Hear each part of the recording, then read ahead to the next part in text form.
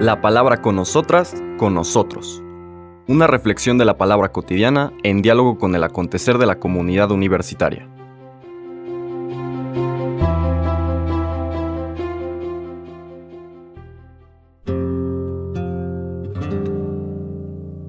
Hola, buenos días. Bienvenidas, bienvenidos a la palabra con nosotras, con nosotros. Hoy miércoles 11 de octubre seguimos nuestra 27ª semana del tiempo ordinario. Nos mantenemos en el Evangelio de San Lucas. Ahora ya llegamos al capítulo 11 y vamos a leer los primeros versículos del 1 al 4. Es el lugar donde Lucas pone este dicho de Jesús, que seguramente toma de aquella colección de dichos que en otras ocasiones hemos descrito que los estudiosos de la Biblia le llamaban documento Q, del alemán Quelle, que significa fuente, que era una especie de antología de dichos de Jesús, y que Mateo y Lucas, que tuvieron acceso a esa fuente, fueron utilizándolas con cierta libertad. Muy probablemente se parecía a lo que ahora conocemos como apotegmas de los padres del desierto, que es un texto cristiano, más o menos del siglo IV, aunque algunos son un poquito anteriores, de la era común. ¿Qué es un apotegma? Una especie como de intercambio entre un padre espiritual y un hijo espiritual. Y entonces el hijo espiritual se acerca al padre espiritual y hace una pregunta: ¿cómo debe de ser mi oración? Y ya, el padre espiritual le explica, ¿no? A veces son dudas. Nosotros estamos invitados a ser hospitalarios y por lo tanto recibir si llega un invitado o un visitante, digamos, no necesariamente porque lo haya yo invitado. Llega un visitante a mi celda en el desierto a la hora de hacer mi oración. ¿Qué es más importante?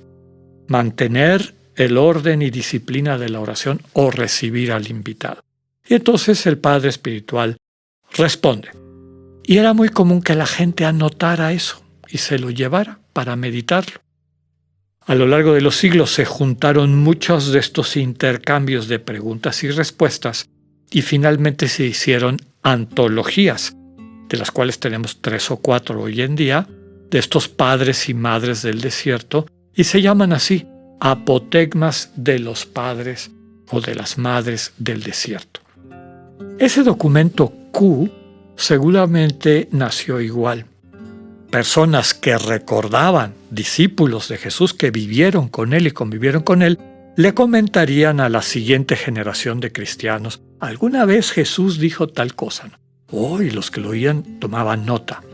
Alguien hizo una antología, juntó todas esas y así nació el documento Q. De ese documento Q, donde no estarían cronológicamente ordenados, nada más saldría una vez Jesús dijo, en cierta ocasión Jesús tal no sé qué.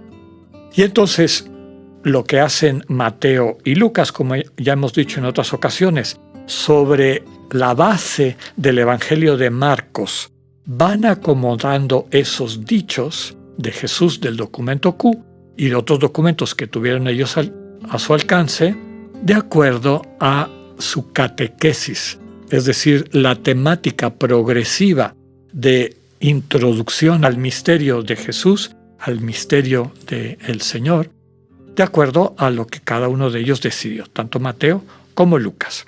¿Por qué les digo esto? El texto que vamos a escuchar, estos versículos 1 al 4 del capítulo 11 de Lucas, es la manera como Lucas presenta el Padre Nuestro. No así en el Evangelio de Mateo. Mateo pone el Padre Nuestro dentro del Sermón del Monte cuando invita a orar, ¿no? A orar con insistencia. Y sobre todo cuando los discípulos le preguntan al Señor, ¿cómo debemos de orar? Entonces ahí pone Mateo el Padre Nuestro. Lucas no. Lucas cambia el contexto, cambia un poquito también el texto, como veremos ahorita, y lo pone justo después de lo que hemos comentado el lunes y el martes. La invitación a tener relaciones personales, a vivir en un mundo donde el amor es el centro, la compasión, la misericordia, estos vínculos que nos permiten crecer para experimentar el milagro de ser una sola comunión y no tanto un mundo cosificado. El texto de Lucas dice así: un día Jesús estaba orando y cuando terminó, uno de sus discípulos le dijo: Señor, enséñanos a orar como Juan enseñó a sus discípulos. Entonces Jesús les dijo: cuando oren digan: Padre, santificado sea tu nombre, venga tu reino, danos hoy nuestro pan de cada día y perdona nuestras ofensas, puesto que también nosotros perdonamos a todo aquel que nos ofende, y no nos dejes caer en tentación. Palabra del Señor. Y habrán percibido ustedes algunas diferencias entre Lucas y Mateo. La primera, que es interesante, es que el contexto para Lucas es Jesús que estaba orando.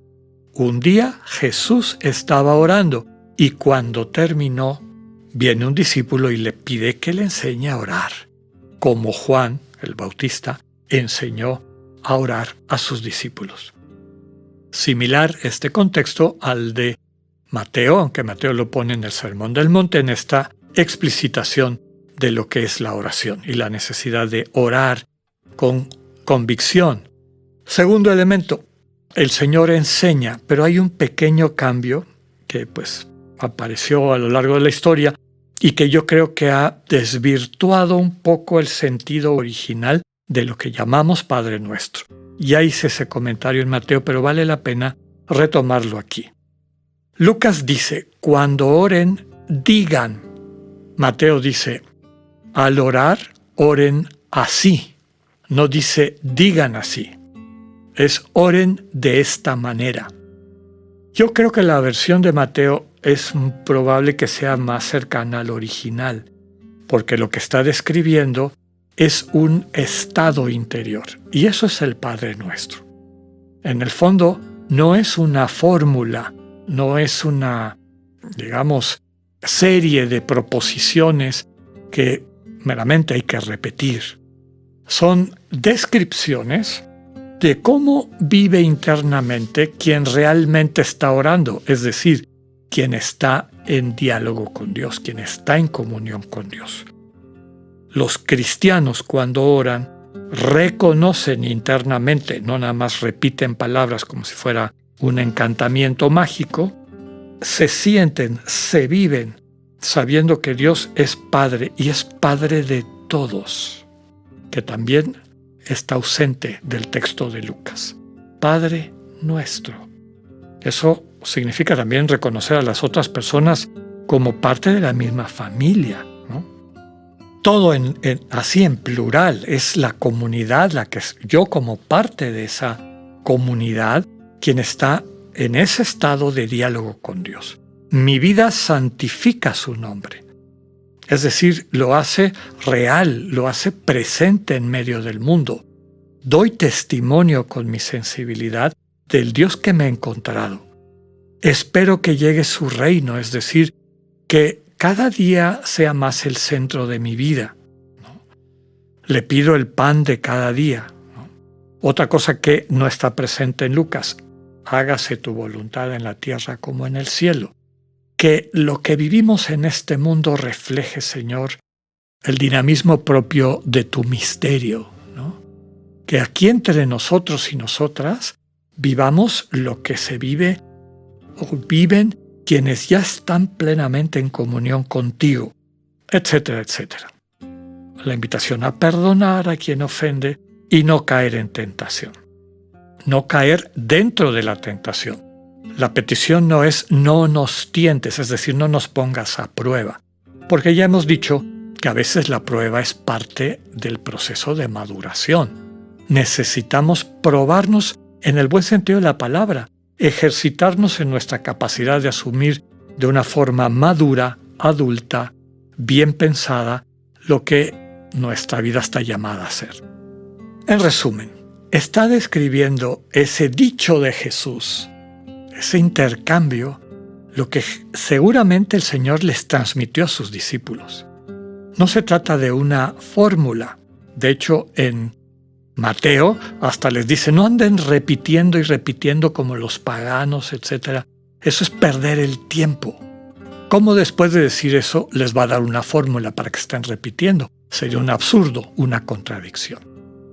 Está describiendo un estado. Pidámosle al Señor la gracia de que nuestra oración implique esa disposición interior para un diálogo permanente con el Dios vivo. Que así sea. Que tengan un buen día, Dios con ustedes.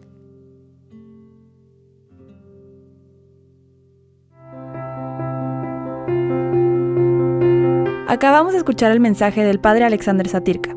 Escúchalo de lunes a viernes a las 8:45 de la mañana por radioiberoleon.com, a través de nuestra app gratuita para iOS y Android o por Spotify.